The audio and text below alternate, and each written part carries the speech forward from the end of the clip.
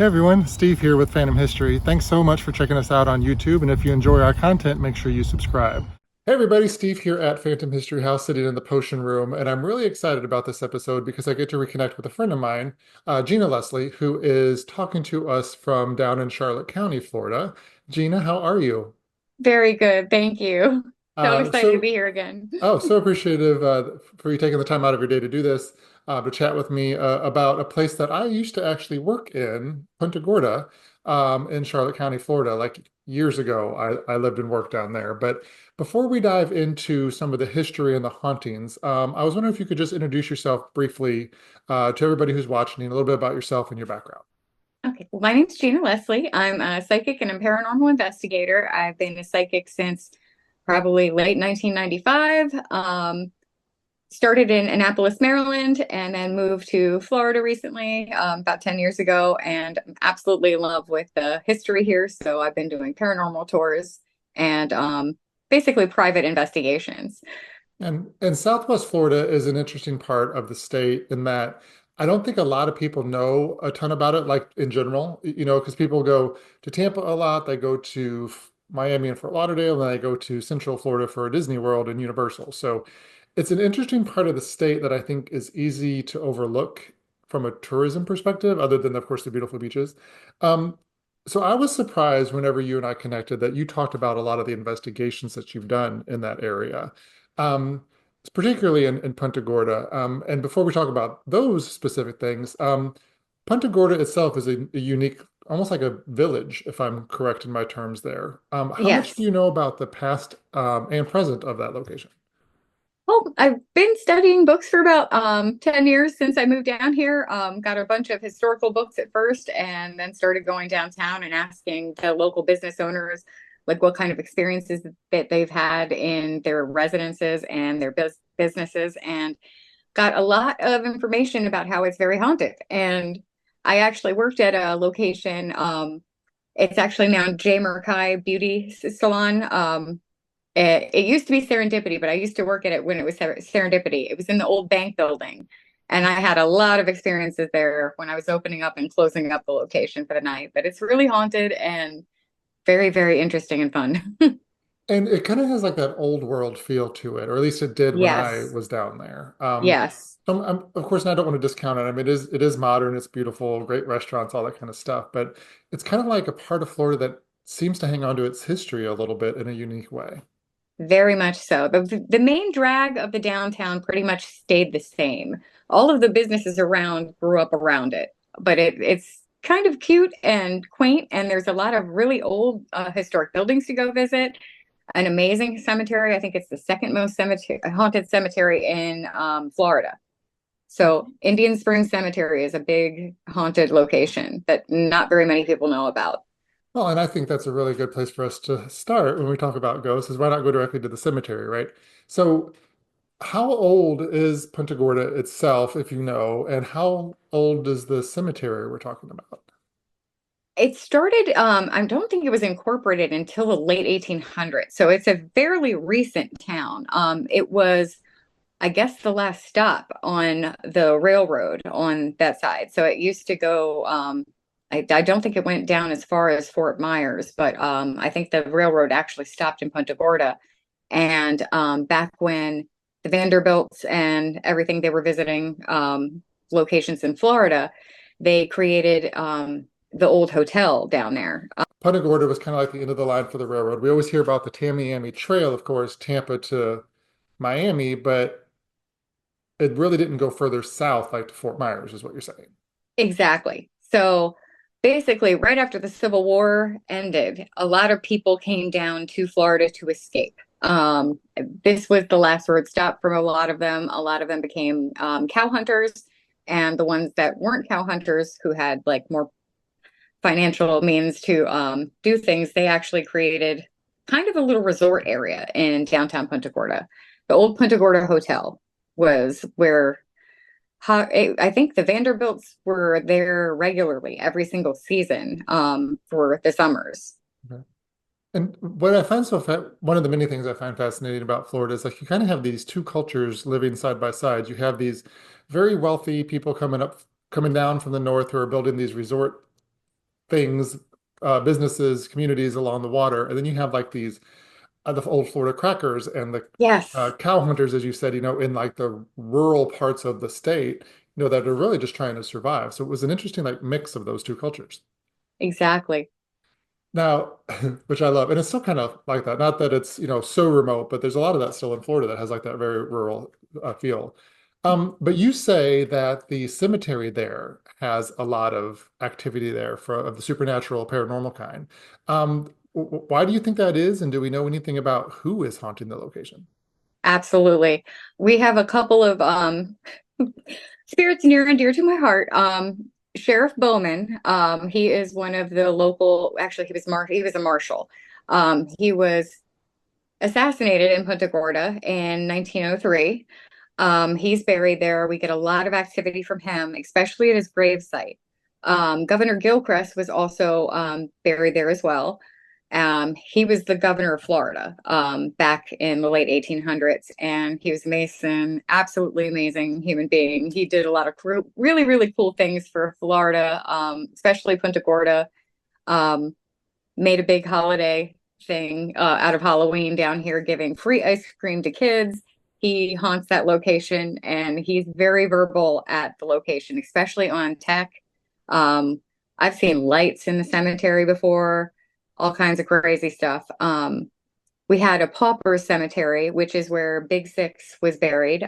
Big Six was a local madam who they found out was a man upon her death. Um, but that story we'll get into later. Well, But also Mary Leah Sandlin was another one of the local spirits. She was a young girl who was around 14 years old.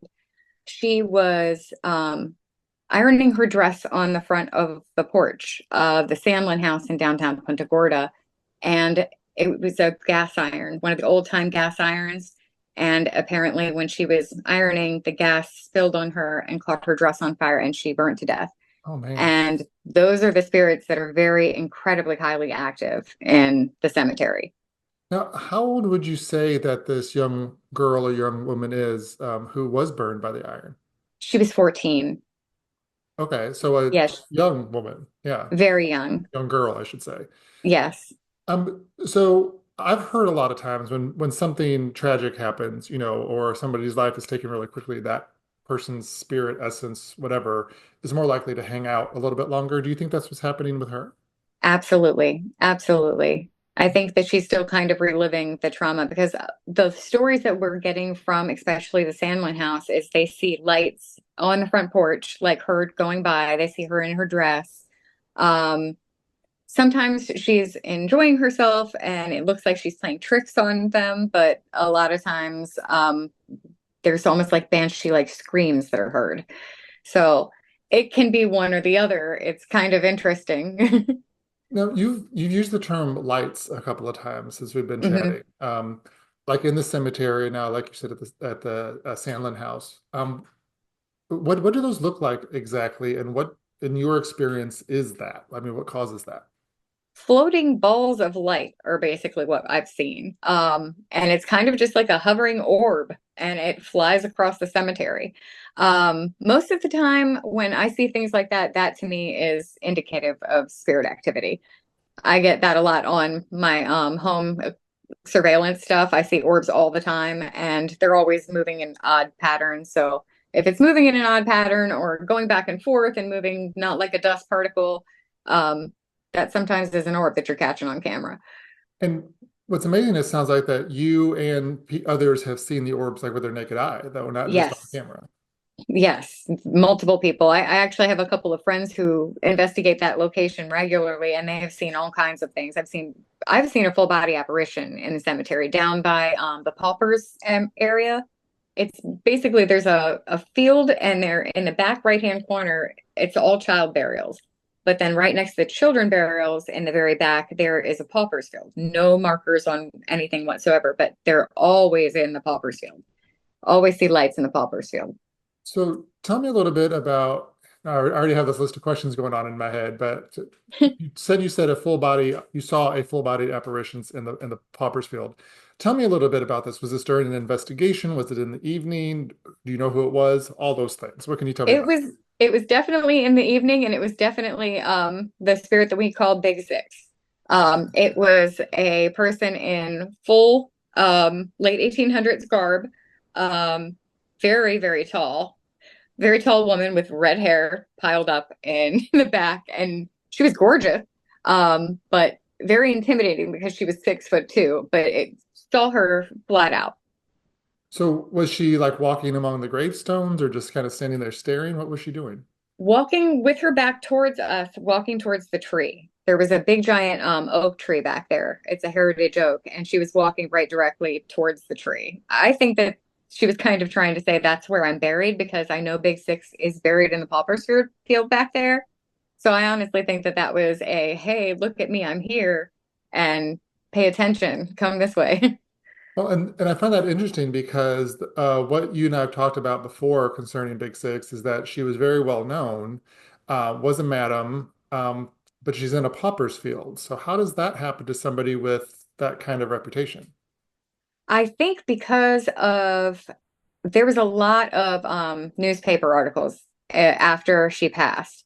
And from what I had heard, she had a severe opioid addiction. So if you're on the fringes of society, you're a madam and you're going through all of your money in opium, you might not have the money to be buried. And I don't think her girls had the money to have her buried. And I mean that makes sense. You know, it's a very expensive habit, I guess is a good way to to say that. That's what Um, I would think too. and did she die from an opioid de related death or was it something else? It was a mystery. I know the cause of her passing they had listed as dysentery, but they think that the dysentery was because of poisoning, long-term poisoning from opioid addiction, because that's one of the issues that happens with opioid addiction is problems with bowel movements. Right. And of course, every time I hear the word dysentery, I think of that old computer game Oregon Trail that we all died of dysentery every week.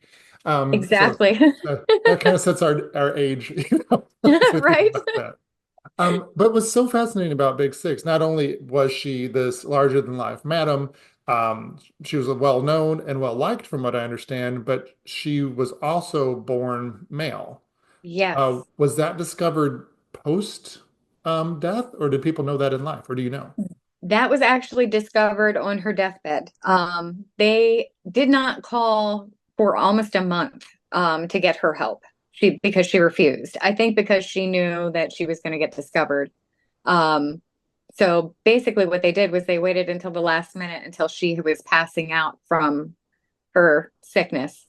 They called the doctor there, and on discovery, of they had to do a checkup Right. and they realized, oh my goodness, this is a man. And then on her deathbed, she gave a deathbed confession basically of why she escaped, where she was from, who she hurt. It was a long story. Big Six was from Gadsden, Alabama. And on the deathbed, she basically told everybody that she had pushed her cousin Tom off a cliff and escaped to Florida afterwards. Did not know if Tom had survived or not.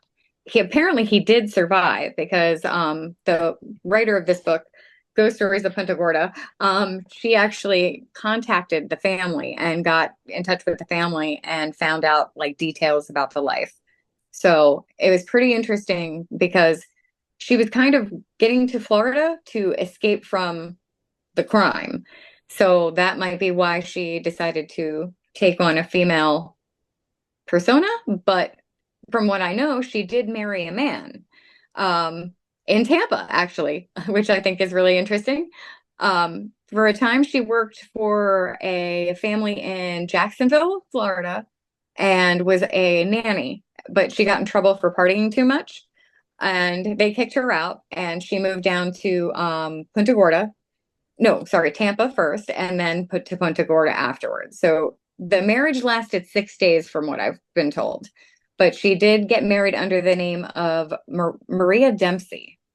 So different monikers. She actually, when her name was Big Six, she went by the name Ollie Brackett. So she's gone under a bunch of different pseudonyms.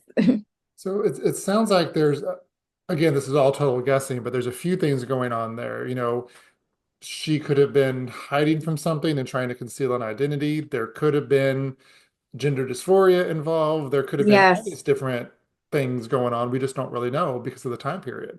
exactly. Um, which and I love the name Big Six. I think that is just an awesome name for anybody. And I was able to pull up a little bit of research on her, and I've been reading about it, knowing that we were going to chat. So we'll include that in the scripted version of this podcast as well. You also talked a little bit about who I believe you said was the sheriff, who was buried Yes. in that cemetery, who was assassinated, I think you said, in the early 1900s. Yeah. He still haunts the location too? He haunts the location, he haunts downtown. There have been actually like multiple young children who have had run-ins with him, especially in the 50s and the 1930s. His ghost would show up when kids were doing stuff that was bad, which I thought was very interesting. It was like if somebody was trying to steal something, his ghost would show up. So it's like So he was still on patrol after death. 100%. And another experience, I think, from Edie's book, was that one of the kids was stopped and her car had broken down and she needed help moving the car, and he came out and helped her. So assisting and also stopping bad things from happening in Punta Gorda.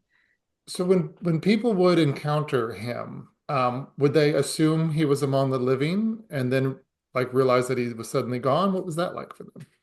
What from what I've read in the 1930s and the 1950s, all of the children didn't think that he was a living person, specifically because of the type of dress he was wearing. He had the big giant cap on that was old time from the 1800s. So I think people were very scared that they were having these run-ins with him. And that's incredible because you don't hear that very often as far as like so many people witnessing a spirit. It's usually one here, one there. How did he die? You said he was assassinated, right? Yes, he was assassinated. Um, it was interesting because there was a manhunt for a while going on trying to find out who killed him. They even had two spiritualists get involved and did spiritualism sessions to try to find the murderer. That was very interesting too. There was a bunch of people who were into the spiritism movement back in the day. Gilchrist being one of them, but I think Gilchrist was trying to lead that search for him, his killer on. But they did end up finding who murdered him. His name was Isaiah Cooper, but apparently he had escaped. So he never really sought, like he never was brought to justice. Okay, so that could, I mean, could that explain why he's still so not at rest? Because this, That's what I'm thinking. That's what I'm thinking. He was never really brought to rest. The killer was never really brought to rest. And I think that Sheriff Bowman just likes the town too, and he's kind of watching over to make sure nobody's getting into trouble. yeah, it's kind of like this authoritative dad who loves you, but you better behave kind of vibe. Exactly. Exactly. That is the vibe he gives off too. Now, have you seen him as well? No, but I've gotten responses on the SB from him in the cemetery. Okay. So what kind of like what is that like? What kind of responses do you get? What does he have to say? I told him I was here. I told him I was like, I'm here just trying to get some information from you. And he was like, you're not supposed to be here. And I was like, oh shoot, okay. It was right at dusk, and the park closes at dusk, so you have to get out. So he was not very happy that I was there at dusk. I got reprimanded. You're breaking the rules, young lady. Exactly. But I mean, that's on brand based on what people have said about him. He's very by the book kind of guy, which is fascinating. Um, Definitely. and I like, that you mentioned, that time of our history, spiritualism was really huge. I mean, you had the Fox sisters in New York in the 1890s. This whole spiritualism music movement was kind of blowing up all over the country. And again, it's one of those little nooks in Florida that people probably wouldn't think about connecting that part of history to, which I think is really cool. And you said Gilchrist, former Governor Gilchrist, who is buried there, was into spiritualism as well. But he's still very active. Yes, very active. So I think what, I think the Masons, the way that they believe, they're very strict believers in life after death. So I think that he kind of just enjoys haunting the place for fun. and as a joke, which is adorable. And I love it because I've had the best experiences with him. He scared the crap out of me the first time that I ever encountered him. I actually met his spirit in the bank when I was working in the old bank building. That was fun. Tell me I about that. literally, What were you? I saw him full body. And then when I finally looked him up later, I think it was 2 years later, I'm like, that's the guy I saw in the bank. So you were working in the bank. What were you doing there? And tell me a little bit about that encounter. I was actually working as a receptionist in the salon, and I would open up and close up every day. And there was one day that I had gotten there a little bit earlier than everybody, and I was getting ready to make coffee.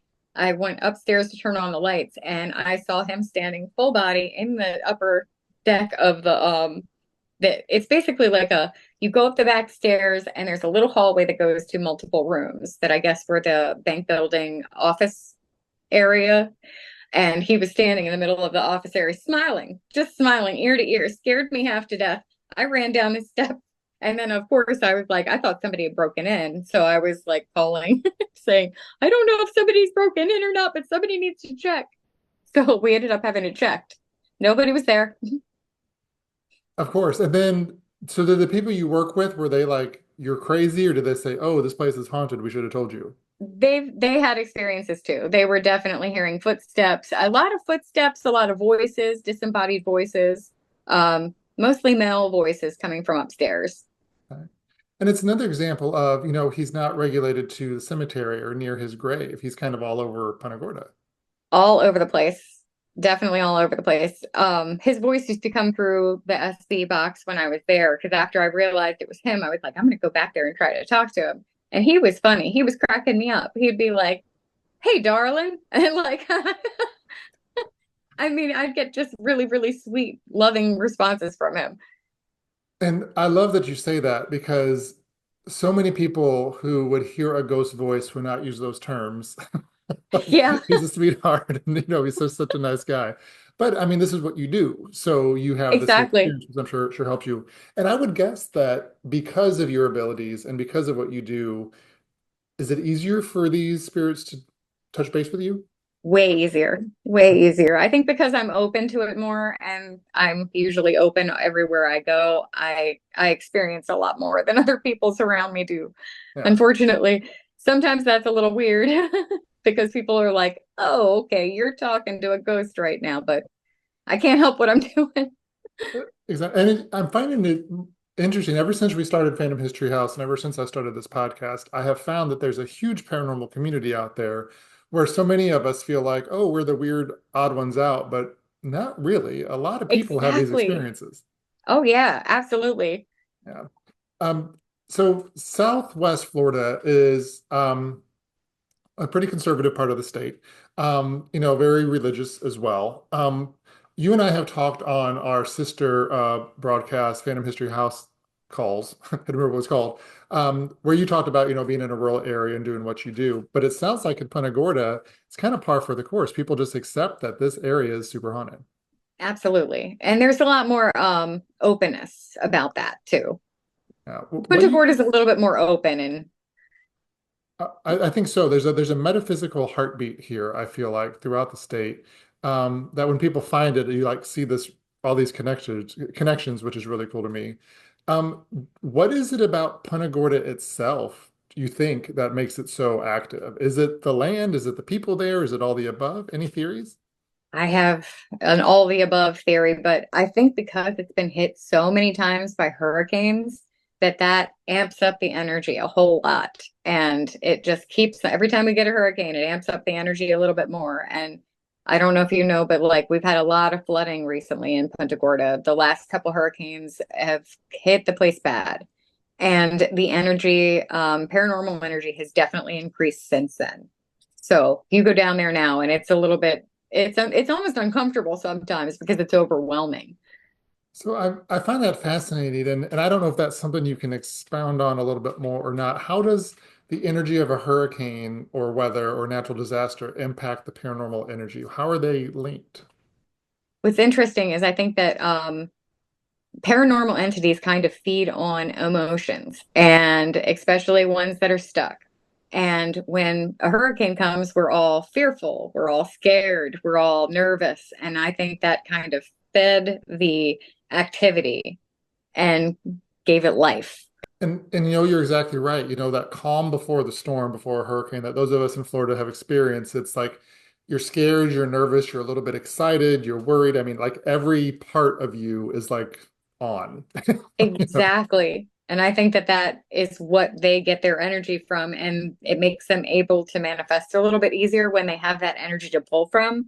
So I think that's kind of why it's gotten so active. I never really put that together, but that makes perfect sense. I should have known. I would learn so much from you, Gina. I do every time you and I chat. So we've talked about three men, well, two men, a woman who was born a man, and a young girl. What are or are there some other spirits in Punta Gorda that you think are more active than most, or are there just several more still to count? I mean, what's your take on the whole area? It's interesting because there's a couple of other spirits that are very active that I know of. Trabue is one of them. Trabue was the name of the man who Isaac was his first name, but he was the one that kind of founded the town, and the city of Punta Gorda did not like that. So they changed the name to Punta Gorda, and it really, I think it hurt Isaac, and I think that's one of the reasons why Isaac kind of stuck around. But there's this area in Punta Gorda where most of the old historical buildings have been moved to. And they've been moved from all over the place to one specific location. So that has created a very interesting energy in this place called History Park. I don't know if you've heard of History Park. I have. Oh, yeah. History Park is amazing. There is the old land sales office that was Isaac Trebue's. His spirit is highly active there. They have the old jail cell that they have literally, if you drive down that road, you're driving right by that jail cell on the road. But they've kind of put up a little tiny park, and all of these historic buildings have been moved to this place. So it's a lot of energy moved from other locations that it should be haunting, but it's moved it to all this one little tiny center. And it's in it's interesting. I take it you have investigated that park. Yes, multiple times. Okay. So this Isaac, who you have mentioned, who founded the original city before or village before Punta Gorda, is he obviously he's not happy with the name change, like you said. Is that why he's hanging around, and how does he like to make himself known? It feels like that's why he's kind of hanging around, but the way he'll make himself known is you'll see shadows inside of the land sales office. That's the only time that I've ever encountered him. And then he's been very kind to me on the front porch. Like I'll go there with my little SB and I'll sit and I'll be like, "Hey, how are you doing today, Isaac?" And he's like, "Well, and you?" Like asking how I am. So I feel like he's not a dangerous or angry spirit. He's just kind of he loves his town. He's sad that it didn't go the way that it should be. I think every time people like mention his name, it helps his spirit a little bit. Yeah. Well, I mean, he's remembered even though his name's not the name of the town anymore. Um, so I think it's kind of like it's very sweet, to use the word you used earlier to describe some of your spiritual friends, but they're very sweet, very kind, very respectful, not super scary. Even though they've startled you, it doesn't sound like any of them are malevolent or out to cause any harm. Yeah, not at all. Not the ones that I've seen. Which is good. And I know that you protect yourself, and I know that there's a lot that goes into making sure you don't encounter the um, rougher ones, we'll say. I'm curious though about the park. You said all these historic buildings are being brought in. Um, and you may not know the answer to this question, but this is kind of how my mind works. I'm like, okay, suddenly the spirits that are inside of all these buildings have been moved to a new neighborhood. Do they interact with these other spirits? Do they form like a spiritual community? How does that work? Yes, which that's the funny thing. When I noticed the first time I had gone back when they moved the jail cell really, really close to Trevi's land sales office, there were issues. And I actually had Trevi come through and ask me to do Reiki, which is healing energy, on the location to make it better. I think that it kind of caused issues with the spirits because there were prisoners that were still attached to that jail cell that felt like they were guilty and they felt like they needed to do out their time still, which was really scary. And then it's right next to the land sales office, which Trebu and his wife hang out at. And they're just happy go lucky, loving spirits. So, like, loving spirits right next to jail cell spirits are going to be, there's going to be clashes. So And you can feel it. You can feel it. the just to make sure I understood you correctly, the spirit of Isaac asked you to perform Reiki on the spirits that are connected to the jail. Yes. To I'm guessing help that was the them. first. Yeah, that was the first. That was the first. So what was that experience like? Because I'm assuming you did the Reiki I did. healing. What was that like for you, and what was that experience? At first, it made me nervous because I was like, oh man, what needs Reiki? Like, what kind of spirits need Reiki? And when I was doing Reiki, you can actually hear audibly, like, there was a woman, a female spirit that said profanity at me. She was not happy that I was doing that. So I don't exactly know what was going on because I couldn't see what was going on, but I felt it and I felt like she had to be pushed out of the area. It almost felt like she was pushed away from the area when I did it. Really? So the spirits that you were trying to assist with this needed to be on board to be assisted. It's kind of like in life. You can only Exactly. get help if you're willing to help yourself, kind of thing. Exactly. Consent is everything, even if it's a dead person. But I think that's an important lesson here for all of us. It's all about consent all the time, regardless of who you're dealing with or the form in which they're in. So after you did this healing, did things calm down there? Did it seem more at peace? Much better, much better. She was less angry. I know that the spirit lady afterwards said thank you. And I was like, oh, okay. So something must have happened that she felt better after that. So Okay. I'm listening to them when they tell me they need something. I'm like, okay. I've actually brought cookies and cakes before because Miss Trabue asked for a cake. I was like, okay, I'll bring you down a cake. So it's cute. It's like a little working relationship. They give me information on my SB and I give them treats and presents sometimes. Yeah, I mean it's a good trade-off. And I think what I love about the work that you do is that you don't go in like demanding things like, No, we hear sometimes people will do. You're just kind of like, hey, I'm here. If you want to talk to me, that'd be great. I want to learn about you and share your story. I'm assuming like in life, that would make you more approachable. So I'm sure it's the same for them. absolutely. I think so. Yeah. It sounds like that the town has embraced its own history, embraced its own haunted past. Um, but you said a little bit at the beginning that you do some private home investigations as well. And of course, I don't want to get into anybody's business, but Yeah. so no specifics, but what kind of things are people dealing with like in the private residences there? Lots of voices coming from nowhere. Lots of things coming up on surveillance systems outside and inside of the homes. We get a lot of like calls for creepy things on Ring doorbell cameras and creepy things that they're seeing on their interior surveillance cameras, like things moving. Lots of poltergeist kind of activity as well. Okay. Now, are you usually able to figure out what these are, or are you just like, I'm here to remove it, or both? Oh, most of the time I'm just there to figure out what or who is in the location. I don't like to remove things unless the things want to be removed. Right. Which, like you said, goes back to that consent thing we were talking about a little bit ago. So that makes total sense. Exactly. Exactly. So what are you finding are doing these hauntings? Are they former residents? Are they Native Americans? What's going on? I've had only very rare do I come up with Native American spirits that are around this area. But if that is the case, it's usually right on the edge of Punta Gorda. There were especially like right down by like right off Tamiami Trail, right before you go over the bridge to Punta Gorda, like a mile and a half back, there's a lot of activity with like poltergeist type activity. That's Native American, definitely.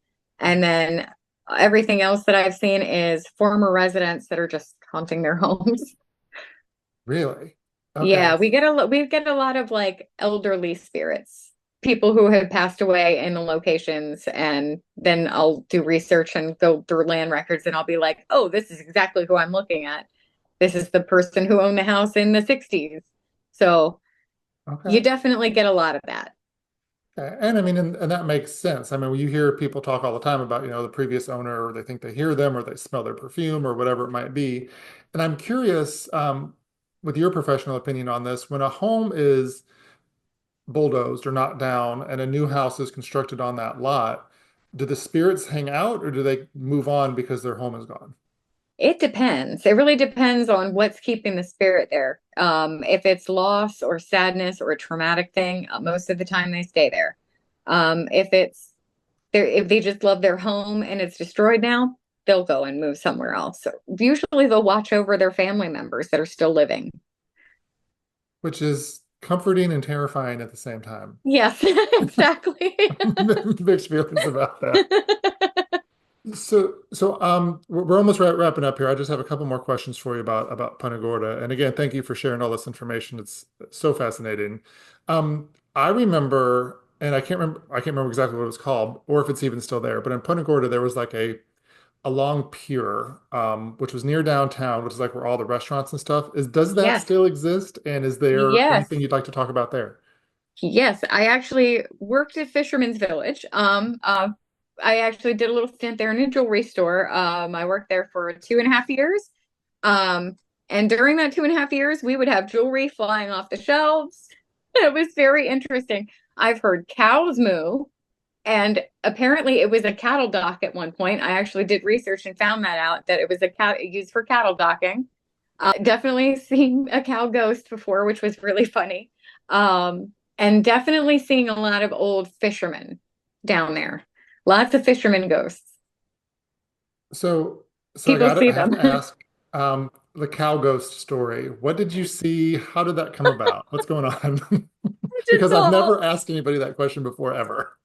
It's weird. I don't know what it is with me and ghost animals, but I see them a little bit more than other people do sometimes. I actually saw a cow and it was see-through running through. It was probably about 10:30 at night. I was closing up the shop one night. I'm like, did I just see what I saw? But it was a full body cow apparition, And a white cow. it came through the shop, or was it out on the pier? It was out on the main boardwalk that goes through. There's like little shops on either side of the boardwalk that go through, but it came right through the center part. It was raining really hard that night. Wow. Again, I've never had anybody tell me that before, which is fascinating. And you said you also see the spirits of former fishermen, you assume. Are Yeah. they like hanging out on the dock fishing? Or are they looking for boats? What are they usually doing? Most of them are just kind of like milling about. There's a few of them that I've actually seen with lines in. But most of them are just like kind of walking around. Okay. Because I'm curious on if they're intelligent or residual, or is it a mix? Or do you know? It's a mix. It's definitely a mix. There was definitely one that's residual down by the very end of Fisherman's Village that it was like a repetitive pattern. Every single time at a certain point of night, you would see this guy like walk by. Definitely in late 1800s clothing, but like ratty, just like everything was ripped apart. And I like that is not what you typically see down there during the day. So you pay attention when you see things like that. And we used to get a lot of people that would ask me because they knew what I did, and they'd come in and be like, "Did you see him today?" And I'm like, "Yep, I saw him today." Well, again, you're like their living best friend because you can let people know that they're still around, which I love. Now you live near Punta Gorda. You're not in Punta Gorda, but you're in the same county as Punta Gorda. So you spend a lot of time there, it sounds like. Yeah, I spent a lot of time there. All right. And I asked this of a lot of investigators and psychic mediums, and it sounds like it's the same for you. Whenever you encounter or you go to the same location and you make these multiple encounters, you do kind of develop a relationship with these spirits. Am I right? Absolutely, definitely. Okay. The nice So ones. the The nice ones you ones. wanted to have a relationship with, of course. Exactly. And it's great because there are spirits that kind of take on the purpose of like guardians of a place. Like Gilchrist does that a lot. You go down walking at the main park, Gilchrist Park. Gilchrist, you might actually see one night. Like he's always patrolling down there, making sure everybody's okay, and very cool. Yeah, again, so that cool dad energy again with him and with Bowman, it sounds like the former sheriff. They're keeping people in check, but also not a threat. Um, Exactly. so some parting words about Punta Gorda from you. What would you say about it in general? Obviously, it's very spiritually active. What would you want people to know about Punta Gorda? I just think that everybody should go down and experience it and check it out because History Park is something amazing. There's not very many locations that do stuff like that, where they have so many old historic buildings that are moved from one location to another location. But if you go down to History Park, there's pieces of Punta Gorda history all over the place. Like you can't walk 2 feet without seeing a different part of Punta Gorda history.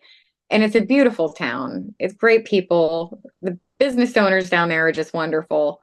It's just a fun place to hang out. Lots of cool little bars and restaurants too. It is. It is a very fun small town vibe with like big city energy. It's a very Absolutely. cool place to be. And last question for you, Gina. If somebody wants to learn more about you or wants to let you know about their experience or may have you over for an investigation in their own home, what are the best ways to find you, to reach out to you, to communicate with you? Best way to contact me is on Facebook, Gina Leslie. You can just look up Gina Leslie and you can find me. Easy to find. And of course, we will link to you as well in the comments under this video. And of course, you can always find her through the social media platforms that Phantom History is on as well. So, Gina, thank you so much for this insightful look at some of the colorful characters of Punta Gorda. Well, Punta Gorda's past, I should say, even though they're still here with us. I really appreciate you sharing your experiences with me.